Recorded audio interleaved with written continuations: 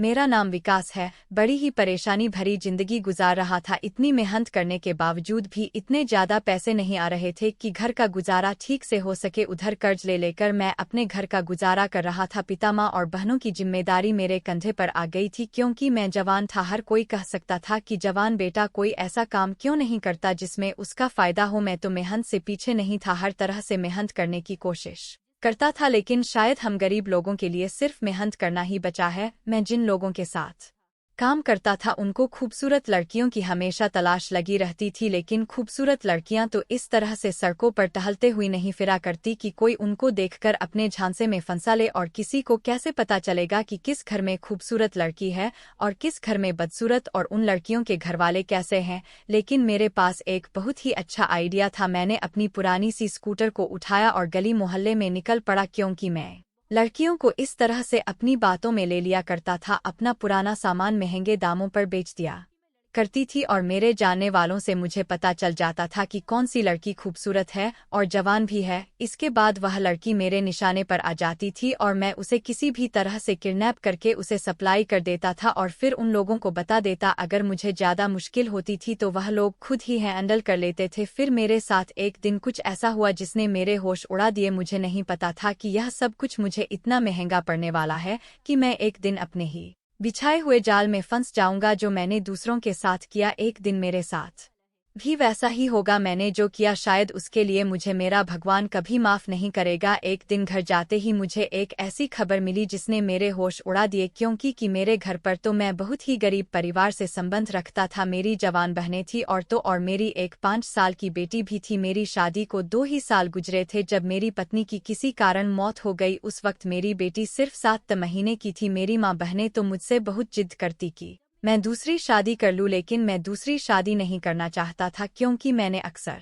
देखा है कि सौतेली माँ सौतेली ही होती है। वह कभी भी किसी दूसरी औरत के बच्चे को अपनी औलाद समझकर नहीं पाल सकती। इसीलिए मैंने फैसला किया कि मैं अपनी सारी जिंदगी अपनी बेटी के नाम कर दूंगा और कभी भी दूसरी शादी नहीं करूंगा। मैं अपनी माँ का इकलौता बेटा था। मेरी 3 बहनें थी और माता पिता थे। मेरे पिता बीमार रहते थे और मेरी माँ की भी किसी न किसी चीज की दवाई चलती रहती थी। उधर मेरी बहनें जवान थी और मुझे उनकी शादियां भी करनी थी। मैं मेहनत करके जितने पैसे घर कमा कर लाता था वह सारे पैसे ही किधर को खर्च हो जाते थे, कुछ पता ही नहीं चलता था। मेरी बेटी का ख्याल मेरी माँ रखती थी। वह मेरी बेटी से बहुत प्यार करती थी, इसलिए मैं अपनी बेटी की तरफ से तो बहुत बेफिक्र था। मैं मेहनत कर करके थक चुका था और अब मैंने ठान लिया था कि अगर मुझे पैसा कमाना ही है तो अपने हाथ को टेढ़ा ही करना पड़ेगा। मेहनत की कमाई से सिर्फ 2 वक्त की रोटी पूरी होती है, अपनी जरूरतें तो पूरी नहीं होती। हम लोग एक छोटे से गाँव में रहते थे। यह बहुत पुराने टाइप का गाँव बना हुआ था। यहाँ के लोग बहुत सीधे साधे थे। मैं एक स्कूल में चपरासी की नौकरी किया करता था, लेकिन वहां पर मुझे बहुत ज्यादा काम करने पड़ते थे। उधर ही मेरी मुलाकात एक आदमी से हुई थी जो उसी स्कूल के प्रिंसिपल का दोस्त था और वहां पर उनसे मिलने के लिए आता था। मेरी उनसे अच्छी जान पहचान हो गई थी। उसने मुझे एक काम के बारे में बताया था और कहा था कि मुझे एक ऐसे आदमी की तलाश है जो इस पूरे गांव के बारे में अच्छी तरह से जानता हो। मैंने कहा कि मैं तो इसी गाँव में पैदा हुआ हूँ, अपनी जिंदगी के पूरे साल मैंने इसी गाँव में रहकर गुजारे हैं, यही के ही गली मोहल्ले में खेलकर बड़ा हुआ हूँ। उसे मेरी बात सुनने के बाद बहुत अच्छा लगा था। उन्होंने मुझसे कहा कि मैं तुम्हें अपने यहाँ काम पर तो रख लूँ, लेकिन काम थोड़ा गलत है। मैंने कहा कि लेकिन मेरा काम क्या है और मुझे क्या करना है। उसने मुझसे कहा कि तुम तो अच्छे से जानते हो कि मैं इस गांव का नहीं हूँ, मैं यहाँ पर सिर्फ अपने दोस्त से मिलने के लिए आता हूँ। तुम्हारा काम सिर्फ इतना ही है कि तुम्हें यहाँ की खूबसूरत लड़कियों के बारे में पता करना है कि किस घर में कौन सी खूबसूरत लड़की रहती है। मैंने कहा कि यह बात मैं कैसे पता करूँगा कि कौन से घर में खूबसूरत लड़की रहती है। कुछ घरों के बारे में तो शायद मुझे पता चल भी जाए, लेकिन हर घर की रिपोर्ट तो मैं आपको लाकर नहीं दे सकता। उसने कहा कि यही तो तुम्हारा काम है, अगर तुम्हें पैसे चाहिए तो तुम्हें कुछ ना कुछ करके हमें लड़कियों के बारे में बताना ही पड़ेगा। हम तुम्हें बहुत अच्छे पैसे देंगे, इतने अच्छे पैसे देंगे कि सिर्फ तुम्हारा घर ही नहीं चलेगा बल्कि तुम अपने और अपने घर वालों के सारे सपने भी पूरे कर सकोगे। पर तुम्हें यह आइडिया खुद ही निकालना पड़ेगा कि तुम्हें किस तरह से हर घर से इंफॉर्मेशन निकालनी है कि घर में खूबसूरत लड़की मैं परेशान भी हो गया था और बहुत ज़्यादा हैरान भी हो गया था। उसने मुझसे कहा कि अगर तुम्हारे पास कोई अच्छा सा आइडिया है तो फिर तुम मुझसे मिलने के लिए आ जाना। उसने मुझे कार्ड दिया था और उस कार्ड पर उस आदमी का मोबाइल नंबर और एड्रेस लिखा हुआ था। उसने मुझसे कहा कि मैं तुम्हारा इंतज़ार करूंगा, पर मैं यही सब सोच रहा था कि मैं इस बारे में कैसे पता कर सकता हूँ। मैं एक मर्द था, कोई औरत तो नहीं था कि औरतों से बातें करने के बहाने उनके घरों मैं घुस जाऊं। एक औरत तो पूरे गांव में एक एक घर में किसी ना किसी बहाने से घुस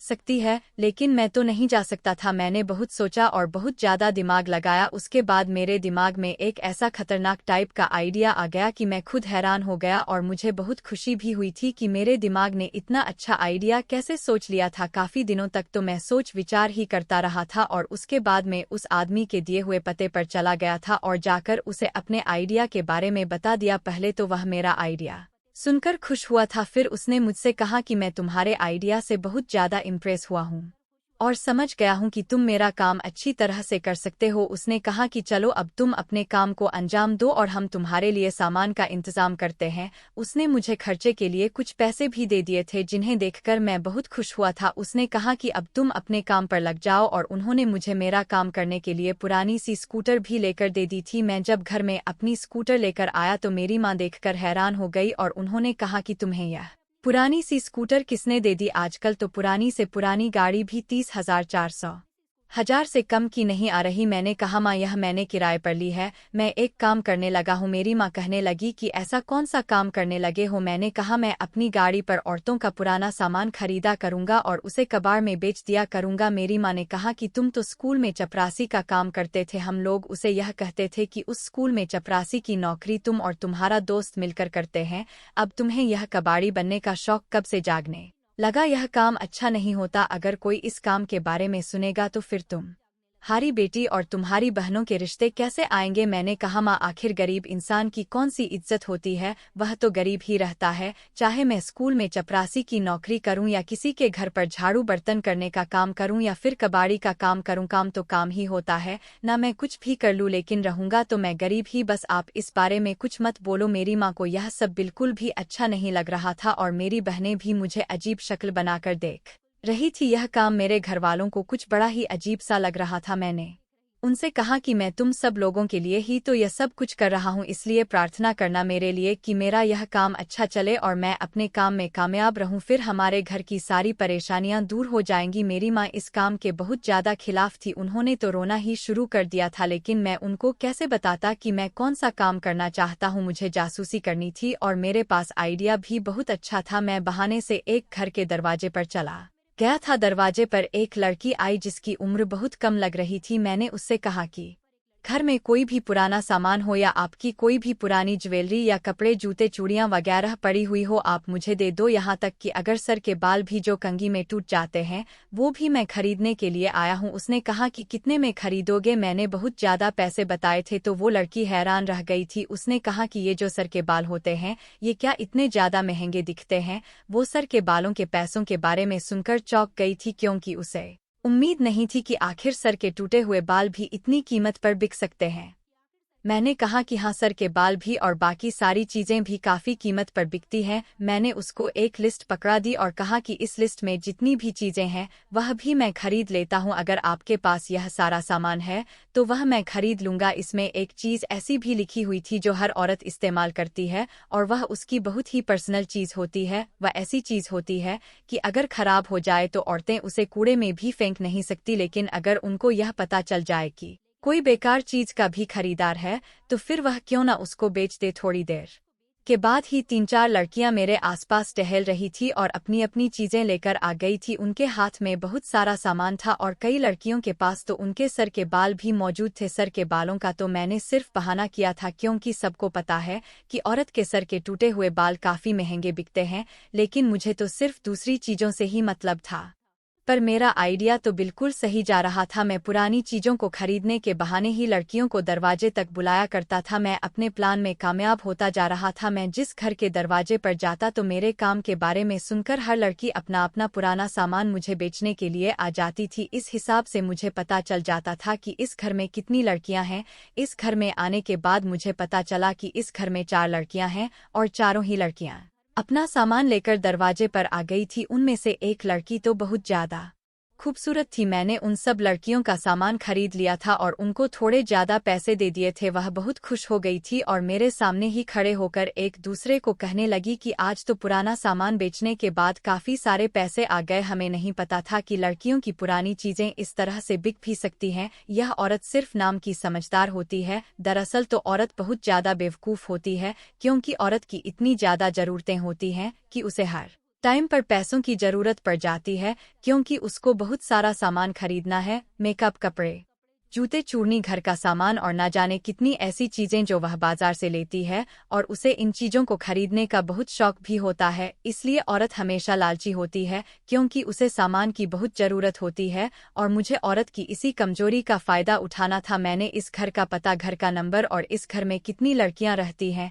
इनमें से कौन खूबसूरत है और कौन बदसूरत है, यह सब कुछ मैंने एक डायरी पर पहले से ही नोट कर लिया था और वही सारी इन्फॉर्मेशन मैंने अपने मालिक को पकड़ा दी थी। वह तो बहुत खुश हो गए थे। उन्होंने कहा कि बस अब उनको उस घर से खूबसूरत वाली लड़की को गायब करना है। उनका काम यही है कि मैं उनको इन्फॉर्मेशन लाकर दूं और वह उन घरों से लड़कियों को गायब करवाएं। उन्होंने मुझसे कहा कि तुम इसी तरह से काम पर लगे रहो और जगह जगह जाकर देखो कि घर में कौन सी लड़की है और कितनी ज्यादा खूबसूरत है। देखो, हमें सिर्फ सेहतमंद और खूबसूरत लड़कियों की ही तलाश है। किसी घर में अगर बदसूरत या पतली लड़की या फिर तलाकशुदा लड़की है तो हमें उसकी जरूरत नहीं है। अब यह तो हमारी नज़र है कि तुम किस तरह से आइडिया लगाते हो, लेकिन मर्दों की नज़र बहुत ज्यादा तेज होती है। मर्दों को पता चल जाता है कि कौन सी लड़की जवान है और कौन सी शादीशुदा या फिर तलाकशुदा है, क्योंकि शादीशुदा औरतों की चाल कुंवारी लड़कियों से थोड़ी डिफरेंट होती है, और यह बात सिर्फ मर्द ही आइडिया लगा सकता है। मैं भी तो सारी जिंदगी स्कूल में चपरासी बनकर रहा। वहाँ पर बहुत सारी लेडी टीचर्स होती थी और बहुत सारी ऐसी माएँ होती थी जो अपनी बच्चियों को स्कूल की छुट्टी पर लेने के लिए आती थी। इसीलिए मैं शादीशुदा और कुंवारी लड़की में फर्क जानता था। मुझे आइडिया हो गया था और अपनी इसी चालाकी को इस्तेमाल मुझे करना था। अब मैं इसी तरह से घर घर जाता और लड़कियों को पैसों का लालच देता था कि उनकी कोई भी ऐसी चीज जिसे वह फेंकना चाहती हो या फिर जो उनके इस्तेमाल की ना हो, वह उसे मुझे बेच दे। इसके बदले मैं उनको ढेर सारे पैसे दूंगा। उनके पास अच्छा मौका होता था और वह अपना सामान बेचने के बहाने खुलकर मेरे सामने आ जाती थी। कुछ लड़कियां ऐसी थी जो दरवाजे के पीछे खड़ी होकर बात करती थी। मुझे उनका चेहरा तो ठीक से दिखाई नहीं देता था, लेकिन मैं लड़कियों का हाथ देखकर ही समझ जाता था कि वह लड़की खूबसूरत है या नहीं। अक्सर लड़की के चेहरे का नक्शा खूबसूरत हो या नहीं, लेकिन जिस लड़की का रंग गोरा हो उसे खूबसूरत लड़की होने का ही नाम दिया जाता है, और औरत के खूबसूरत सिर्फ उसका चेहरा ही नहीं होती, यह तो हम सब जानते हैं। कुछ लोग काले गोरे में फर्क करने के बाद गोरे लोगों को ही पसंद करते हैं। दिन इसी तरह से गुजर रहे थे और मुझे ये काम करते हुए 4 महीने हो गए थे, और मैंने अभी तक काफी घरों के बारे में अपने मालिक को बता दिया था। वह तो अभी से ही बहुत खुश थे और मुझसे बहुत इम्प्रेस हुए थे। उनका कहना था कि तुम बहुत काम के आदमी हो, तुमने इतने दिनों में मेरा काफी फायदा करवा दिया है। तुम्हारी शक्ल भी ऐसी है कि कोई तुम्हारे ऊपर शक भी ना करे। इस तरह से हम पकड़े भी नहीं जाएंगे और हमारा काम भी होता रहेगा। मुझे मेरे महीने की सैलरी मिलती थी तो मैं बहुत खुश होता था। जो पैसे वह मुझे लड़कियों को देने के लिए देते थे, मैं उनमें से भी कुछ पैसे बचा लिया करता था। लड़कियां तो कम पैसों पर भी खुश हो जाती थी, बेकार सामान के तो वह थोड़े से भी पैसे लेकर खुश हो जाती थी। वैसे भी पैसे आते हुए किसी को बुरे नहीं लगते, और वह भी ऐसे सामान के जिसको आप इस्तेमाल ना करते हो और उनको आप फेंकना चाहते हो। मैं जब अपने पैसे लेकर घर आया तो मेरी माँ और बहनें बहुत खुश हुई थी। मैं घर आते ही सबसे पहले अपनी बेटी से बातें करता था। मेरे हाथों में बहुत सारे पैसे और अपने लिए गिफ्ट्स देखकर मेरी बेटी बहुत खुश हो जाती थी। मैं इतने ज्यादा पैसे लेकर आता था कि मेरी माँ भी खुश हो जाती थी, जबकि मेरी माँ ने मुझे शुरू के दिनों में काफी सारी बातें सुनाई थी। उन्होंने कहा कि पहले तो इस घर में दाल रोटी चल रही थी, अब लगता है तुम्हारे काम की वजह से लोगों की बातें सुनने के बाद ही हमारा पेट भर जाया करेगा। अब हर महीने मैं अपने घर पर सारा राशन भरवा दिया करता था, अपनी बहनों को भी काफी सारे पैसे दिया करता था और अपनी बेटी के लिए भी नए नए कपड़े लेकर आता था। अब मेरी माँ और बहनें बहुत ज्यादा खुश रहती थी, किसी को भी किसी चीज की कोई कमी नहीं रही थी। मेरी माँ मेरे हाथों में बहुत सारा सामान देखकर हैरान हो जाती थी और उन्हें अपनी आंखों पर विश्वास नहीं होता था, क्योंकि उन्हें कभी उम्मीद ही नहीं थी कि इस तरह से हमारे घर के हालात भी इतनी जल्दी बदल सकते हैं। मैं इतना ज्यादा सामान लेकर आता था कि मेरे घरवाले खुश हो जाते थे। मेरी माँ और बहनों को अब किसी चीज़ की ज़रूरत नहीं होती थी, मैं घर में ही उनके लिए सारी फैसिलिटी मौजूद कर देता था। मेरी माँ कहती थी कि जब से तुमने ये काम करना शुरू किया है हमारे दिन अच्छे गुजरने लगे हैं। माँ को अपनी आंखों पर यकीन नहीं होता था कि मैं इतना ढेर सारा सामान लेकर आता हूँ। मैंने अपनी माँ से कहा, माँ मैंने आपसे कहा था ना कि इस काम में बहुत पैसे मिलते हैं।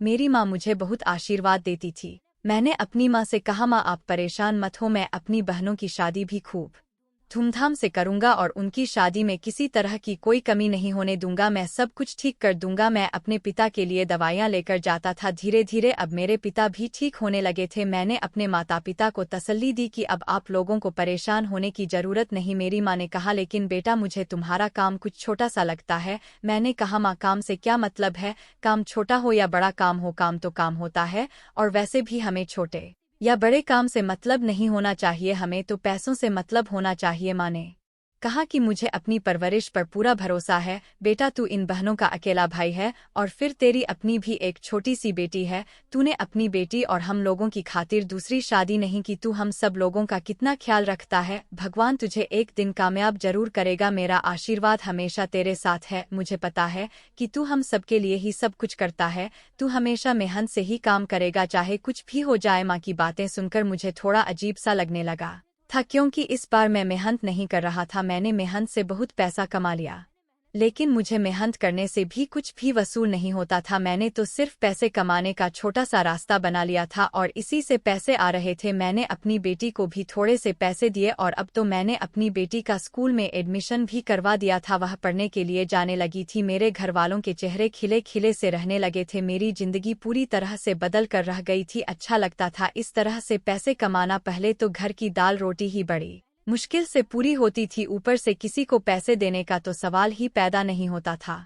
दिन इसी तरह से गुजर रहे थे। जिंदगी भी अच्छी गुजर रही थी, मैं खुद भी खुश था और मेरा परिवार भी। यह काम करने से मुझे खूबसूरत खूबसूरत लड़कियां भी देखने के लिए मिल जाती थी। एक लड़की तो बहुत ही लालची थी, उसने अपनी सारी पर्सनल चीजें निकालकर मेरे हाथ में पकड़ा दी थी। लेकिन जब मैंने उसे देखा तो मैं हैरान रह गया। वह तो बहुत ही ज्यादा दुबली पतली सी थी, बिल्कुल भी खूबसूरत नहीं लग रही थी। वैसे तो दुबली पतली लड़कियां खूबसूरत लगती हैं, लेकिन वह इतनी अच्छी नहीं थी। ऐसा लगता था कि उसे कोई बहुत बड़ी बीमारी है और मेरे मालिक को ऐसी लड़कियों में कोई इंटरेस्ट नहीं था। मैंने उस लड़की का सामान खरीदने के बाद उसे पैसे भी कम दिए थे, क्योंकि मुझे भी उस लड़की में कोई इंटरेस्ट नहीं आया था और मैंने अपने मालिक को भी इस लड़की के बारे में नहीं बताया। मेरा काम इसी तरह से चलता रहा। एक दिन मेरी माँ ने मुझे बताया कि अब तो तुम्हारा काम अच्छा चलने लगा है, तुम्हारी बहन के लिए एक रिश्ता आया है, तुम कहो तो मैं उसके लिए बात करूं। मैंने अपनी माँ से कहा, ठीक है आप बात कर लो, लड़का अमीर होना चाहिए, मुझे कोई परवाह नहीं है,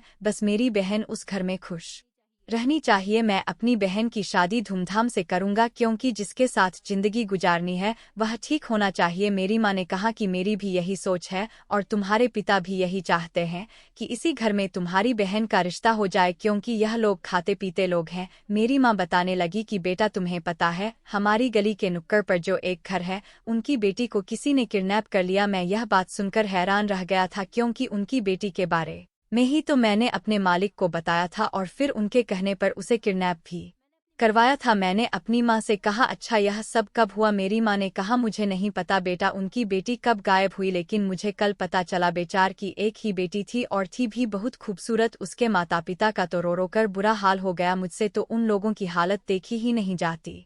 मैंने उसकी माँ को तसल्ली दी और मेरा दिल भर आया था। फिर मैं घर को वापस आ गई। उन्होंने अपने घर में पूजा रखी थी अपनी बेटी के मिलने के लिए। मैं तो पूजा करने के बाद फौरन ही वहां से आ गई। मैं तो प्रार्थना करती हूँ कि वह बेचारी जल्द से जल्द मिल जाए। पता नहीं कौन से ऐसे लोग होते हैं जो लोगों की जवान बेटियों को किडनैप कर लेते हैं। भगवान ऐसे लोगों को जरूर सजा देगा। मैं खाना खा रहा था, अपनी माँ की यह बात सुनकर अचानक से मेरे हलक में निवाला अटक गया। मैंने कहा, माँ छोड़िए ना, किसी को ऐसा नहीं कहना चाहिए। मुझे पता है वह लड़की खुद ही घर से भाग गई है और फिर उसके घर वाले अपनी इज्जत बचाने के लिए लोगों से कह रहे हैं कि किसी ने उनकी बेटी को किडनैप कर लिया। मेरी माँ ने कहा, हाँ तुम ठीक कह रहे हो, ऐसा भी हो सकता है, आजकल होने को क्या नहीं हो सकता, लेकिन मुझे पता है कि वह लड़की बहुत शरीफ थी और बहुत अच्छी थी। मेरी माँ ने कहा, बेटा अभी तू भी जवान है, तेरी ज्यादा उम्र नहीं हुई है और तू अच्छा कमाने लगा है। मैं चाहती हूँ कि तू भी शादी कर ले। आखिर इस तरह से कैसे अपनी जिंदगी गुजारे? तेरी बहन की एक दोस्त है, वह बेचारी विधवा हो गई। मैं चाहती हूँ कि तेरी शादी उसके साथ कर दूँ। मैंने अपनी माँ से साफ इनकार कर दिया और कहा कि मैं अभी शादी नहीं करना चाहता, बल्कि मैं शादी ही नहीं करना चाहता, मैं सारी उम्र अपनी बेटी के साथ रहना चाहता हूँ। मेरी माँ कहने लगी कि बेटा, इस तरह से तू जिंदगी नहीं गुजार सकता, एक बार मेरी बात मान ले। मैं तो अपनी माँ की बात इसलिए नहीं मानता था क्योंकि मैं अपनी पत्नी से बहुत प्यार करता था, वही दुनिया को छोड़कर चली गई। मैंने उससे वादा किया था कि मैं उसके अलावा कभी किसी को नहीं चाहूंगा। मेरे दिल में आज भी वही बसी हुई है।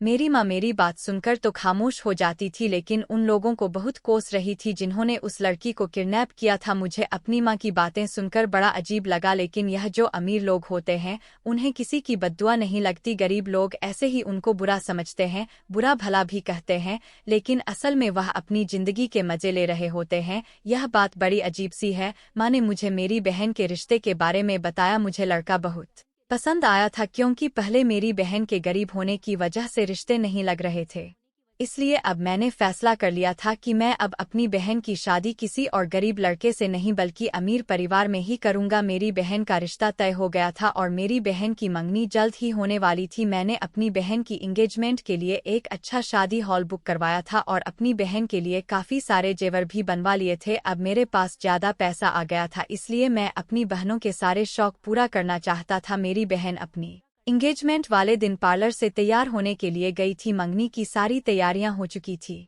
मेहमान भी आना शुरू हो गए थे। इधर मैं शादी हॉल के सारे काम देख रहा था। अचानक मेरे घर से मेरी माँ की कॉल आई। उन्होंने मुझे बताया, बेटा अब शगुन हो गया। मेरी माँ फोन पर फूट फूट कर रो रही थी। मैं बहुत परेशान हो गया। मैंने अपनी माँ से कहा कि माँ, आप रो क्यों रही हो, मुझे बताओ क्या बात है। फिर मेरी माँ ने मुझे बताया कि बेटा, तुम्हारी बहन गायब हो गई है। इधर मेहमान आ चुके थे और मेरी बहन के ससुराल वाले भी मंगनी के रस्म करने के लिए इंतजार कर रहे थे। मेरी माँ मेरी बहन को ढूंढने के लिए यहाँ से निकल गई थी और वह अभी तक उसको ही ढूंढ रही थी। इधर मेरे पिता को भी यह बात पता चल गई थी, तो उन्होंने भी मेरी बहन को ढूंढना शुरू कर दिया और मुझे ये बात सबसे आखिर में बताई क्योंकि मैं यहाँ के इंतजाम में लग रहा था और मेरे मोबाइल पर कॉल भी नहीं लग रही थी। मेरी वही बहन गायब हो गई थी जिसकी एंगेजमेंट थी। बहुत बुरा हो गया था और मैं जानता था कि मेरी बहन कहाँ है, लेकिन अपनी बहनों के बारे में तो कभी मैंने अपने मालिक को नहीं बताया था। जबकि मेरी 3 बहनें थी और तीनों ही बहुत खूबसूरत थी। मेरी बहन को हमें ढूंढते हुए लगभग 4-5 घंटे हो गए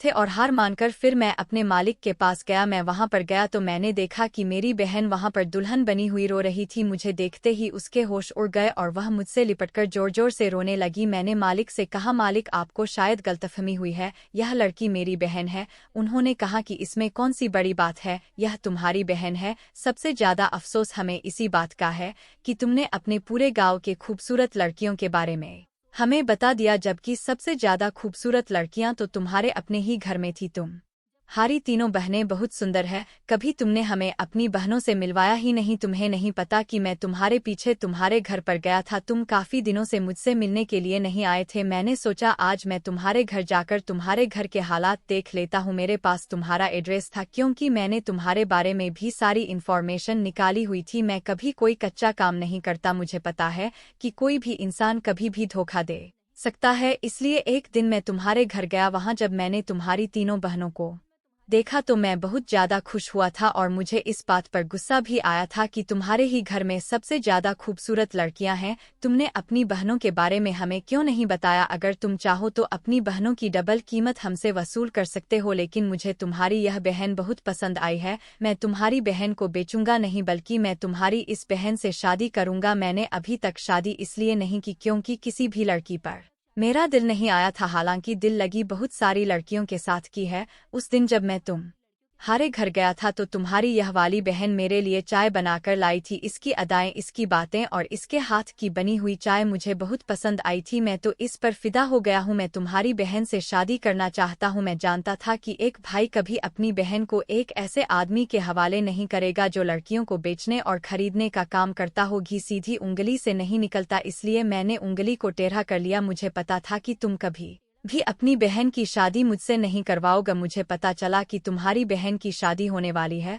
तो सोचा ऐसा तो कभी नहीं हो सकता, मैं जिस लड़की को पसंद करता हूँ उसको मैं कभी भी किसी और का नहीं होने दे सकता, इसलिए मैंने इसको रास्ते में से ही किडनैप करवा लिया। अब तुम खामोशी से अपनी बहन की शादी मेरे साथ करवा दो वरना बहुत गलत होगा। मैंने मालिक के ऊपर हाथ उठा लिया और कहा कि घटिया आदमी, तूने मेरी बहन पर ही नजर डाल दी, मैं तुझे जान से मार दूंगा। मालिक के आदमियों ने मुझे पकड़ लिया और मेरे सर पर पिस्तौल तान दी। मेरी बहन चिल्ला कर रो रही थी क्योंकि उसे बहुत डर लग रहा था। जब उसने ये सारी बातें सुनी तो वह और ज्यादा रोने लगी थी क्योंकि वह समझ गई थी कि मैं किस तरह का काम करता था। आज मैं बहुत बुरी मुसीबत में फंस चुका था। मालिक ने कहा कि मुझे जो चीज पसंद आती है उसे मैं हासिल करके ही रहता हूँ, चाहे मुझे उसके लिए किसी की जान ही क्यों ना लेनी पड़े। मुझे तुम्हारी बहन बहुत पसंद है, मैं तुम्हारी जान भी ले सकता हूँ और किसी भी हाल में तुम्हारी बहन से शादी करके ही रहूंगा। मैंने कहा प्लीज मालिक ऐसा मत करो, मेरी बहन को छोड़ दो, इसमें इसके कोई गलती नहीं, तुम चाहो तो मैं तुम्हारा ये काम छोड़ सकता हूँ। तुमने जितने पैसे आज तक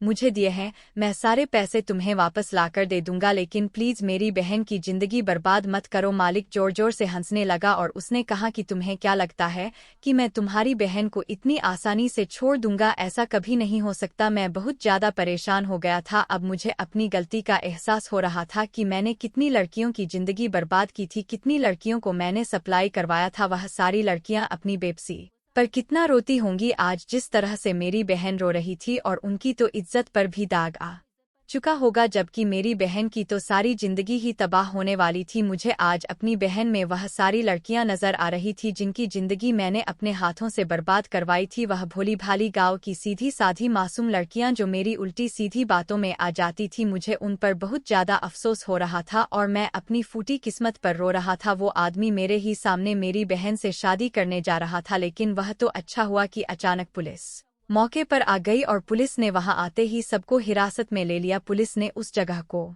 चारों तरफ से घेर लिया था। हम में से कोई भी भागने की कोशिश नहीं कर सकता था क्योंकि किसी ने उनको खबर दी थी कि यह आदमी इस जगह पर छुपा हुआ है। यह कोई छोटा मोटा आदमी नहीं था, यह एक बहुत बड़ा बदमाश था जिसके अंडर में बहुत सारे लोग काम करते थे। पुलिस काफी सालों से इसकी तलाश कर रही थी और अलग अलग शहरों में जाकर यह इसी तरह से अपना बिजनेस करता था। अब की बार इसने मुझे निशाना बनाया था और हमारे गाँव की लड़कियों को विदेशों में बेच रहा था। इसने मेरी बहन की जिंदगी बर्बाद करने का फैसला कर लिया था, लेकिन पुलिस ने आते ही सबको पकड़ लिया। हालांकि मैं भी इस काम में शामिल था इसलिए मेरी सजा भी बनती थी, मुझे भी अरेस्ट कर लिया गया। मेरे माता पिता सिर्फ एक बार ही अगले दिन मुझसे जेल में मिलने के लिए आए थे। मेरी माँ ने तो मुझे थप्पड़ मारा और मेरे पिता ने भी मुझे बहुत उल्टी सीधी बातें सुनाई। उनको लगता था कि उनका सीधा साधा बेटा कभी कुछ गलत नहीं कर सकता, लेकिन उन्हें नहीं पता था कि उनका बेटा पैसों के लिए काफी सारी लड़कियों की जिंदगी बर्बाद कर चुका था। मुझे अपनी गलती पर अफसोस हो रहा था। गांव के सारे लोगों को यह बात पता चल गई कि मैं ही सामान खरीदने के बहाने से उनके घरों में जाता था और इस ग्रह को लड़कियों की खबर लाकर देता था, फिर यही ग्रह उन लड़कियों को किडनैप करवा लेता था। मेरे माता पिता की खूब बदनामी हुई थी। मेरे माता पिता बहुत ज्यादा अफसोस में आ गए थे और उनका कहना था कि हमने तेरी परवरिश ऐसी नहीं की थी, हमें तो अपनी परवरिश पर गर्व था, पर हमें क्या पता कि हमारा बेटा इस तरह से गलत काम में पड़ गया था।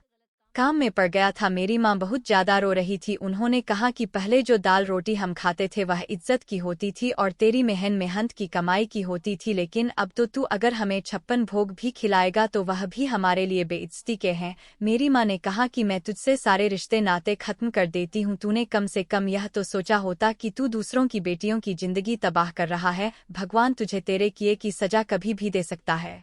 तेरी भी बहनें हैं, हालांकि तेरी एक छोटी सी मासूम सी बच्ची भी है, उसकी भी जिंदगी बर्बाद होने में ज्यादा टाइम नहीं लगेगा। अब तू जेल में रहेगा तो तेरी बेटी का क्या होगा? वो बेचारी मासूम अभी कुछ जानती भी नहीं है। मेरी माँ ने कहा कि तू कम से कम अपनी बेटी के बारे में ही सोच लेता। तूने गांव की बेटियों की जिंदगी तबाह नहीं की बल्कि अपने ही परिवार की जिंदगी बर्बाद कर दी है। तूने हमें कहीं मुंह दिखाने काबिल नहीं छोड़ा। हम गरीब जरूर थे लेकिन हमारी इस गाँव में बहुत इज्जत थी। तूने हमसे हमारी इज्जत छीन ली। मेरी माँ सारी बातें मुझे सुना रही थी और मैं शर्मिंदा होकर अपनी माँ की सारी बातों को सुन रहा था, क्योंकि मेरी वजह से उनकी खूब बेइज्जती हुई। इधर मुझे 12 साल की सजा हुई थी। मेरे माता पिता के पास मेरी कमाई के काफी सारे पैसे थे, वह लोग चाहते तो मुझे जमानत पर रिहा भी करवा सकते थे, लेकिन मेरी माँ ने कहा कि यह तेरी सजा है जो तुझे भुगतनी ही होगी। अपनी 12 साल की कैद पूरी करने के बाद जब मैं अपने घर पर गया तो मुझे पता चला कि मेरी माँ और मेरे पिताजी इस दुनिया में नहीं रहे। इस सदमे ने उन्हें खत्म कर दिया। मेरे जेल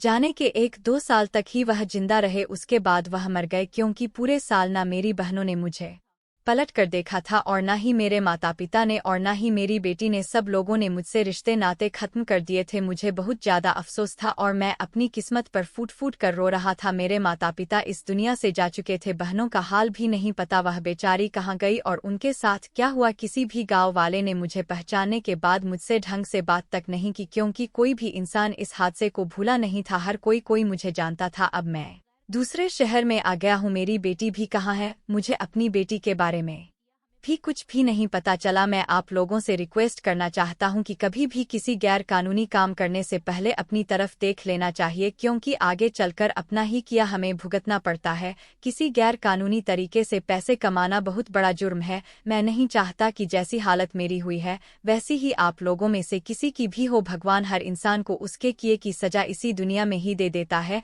मुझे मेरे किए की सजा मिल गई और इतनी बुरी मिली कि मैंने कान पकड़ लिए कि मैं कभी भी किसी की बेटी के साथ इतना गलत नहीं करूंगा। वह बेचारी लड़कियां जिनको मैंने सप्लाई करवाया था, वह ना जाने किस तकलीफ से गुजरी होंगी, उनके साथ क्या क्या किया गया होगा। मेरे साथ साथ मेरा पूरा गिरोह अरेस्ट कर लिया गया था, लेकिन शायद उन लोगों को अपनी गलती का इतना पछतावा नहीं था, क्योंकि उनका यह पुराना बिजनेस था। लेकिन मुझे अपनी गलती पर बहुत पछतावा था। मैंने अपनी नौकरी के साथ साथ अपने पूरे परिवार को भी खो दिया था। अब तो मैं पागलों जैसे जिंदगी गुजार रहा हूँ। हर कोई मुझे भिखारी और पागल समझता है और इसीलिए मुझे पागल खाने में भर्ती करवा दिया है। मैं चलते चलते एक शहर में आ गया था और इसी शहर के पागल खाने में भर्ती हूँ और यहीं से बैठकर मैं अपनी कहानी को लिख रहा हूँ। दोस्तों, उम्मीद करती हूँ आपको हमारी कहानी पसंद आई होगी। कहानी पसंद अगर आपको वीडियो पसंद आए तो लाइक और सब्सक्राइब करना न भूलें। धन्यवाद।